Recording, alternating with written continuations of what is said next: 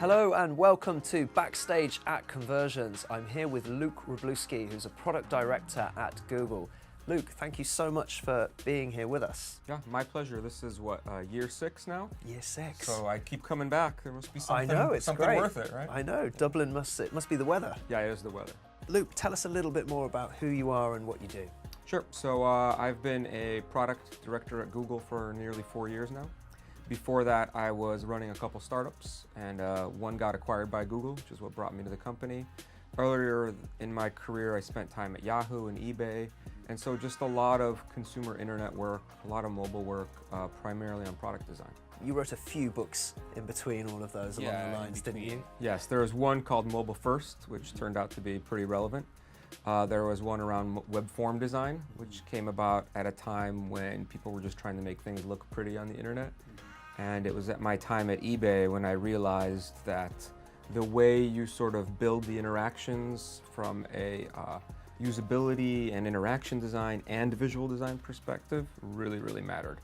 So I kind of pulled all that together into that book, which you think is really darn boring. But it is, but at the same time, it's really important. So Luke, give us a sneak preview about what you're going to be covering on stage tomorrow.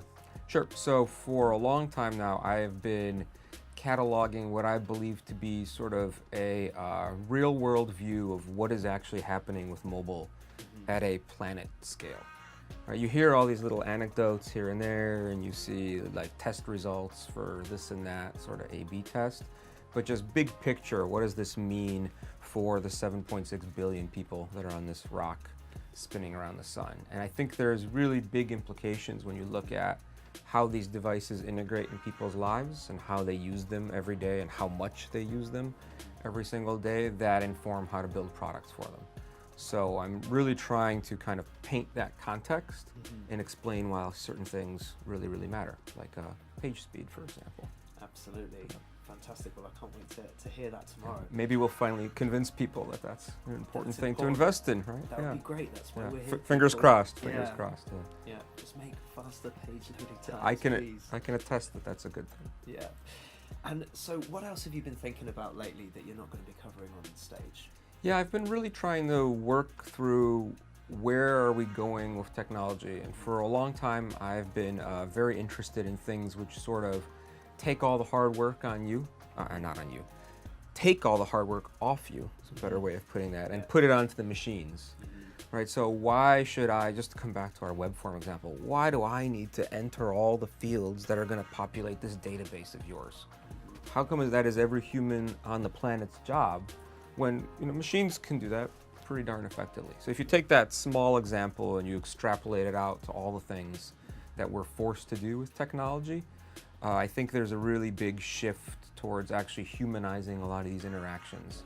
And we're seeing it in a lot of different form factors, things like voice, right?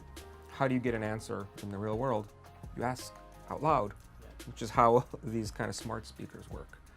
So a lot of exploration and work in those kinds of areas, which I'm pretty excited about. And what about the day-to-day? What are you up to at Google these days? Yeah, so I work on Google product infrastructure, which means the things I do tend to span across all of our products. And so I look at things like cross-product data and analytics. How do things kind of compare? What's working? What other opportunities do we have? I look at cross-product interactions. So are there simpler, common ways we can address the things that all of our apps do?